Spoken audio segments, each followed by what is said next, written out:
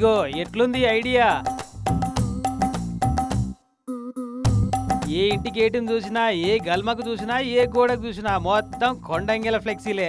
కరీంనగర్ సిటీలో ఉన్న Bhagat Nagar, Tirumala Nagar, Lakshmi Nagar housing board కాలనీలల్లా మస్తు తిరుగుతున్నాయట కోతులు. మున్పటికే గుట్టలు చెట్ల పంటి తిరిగేటియట కోతులు. ఇక రాను రాను గుట్టలన్నీ ఐస్ క్యూబులు లెక్క కరిగిపోవుడు, చెట్లన్నీ పల్చగా ఉడుతోనే టౌన్లో ఉన్న ఇండ్ల మీద పడుతున్నాయట. ఇక ఇట్లయితే కాదని వెనకట గనక ఓ స్త్రీ రేపురా అని గోడల మీద దర్వాజాల మీద బొగ్గుతోటి రాస్తే దయ్యాలు పారిపోతాయి అన్న కాన్సెప్ట్ లెక్క కొండెంగల ఫ్లెక్సీలను చూస్తే కోతులు పారిపోతాయని నమ్మిట్లో పెడుతున్నారట. చిత్రం ఏందంటే వీళ్ళ ప్రయత్నం చాలా మటుకు సక్సెస్ అయిందట కూడా. కానీ అసలే అవి కోతులు.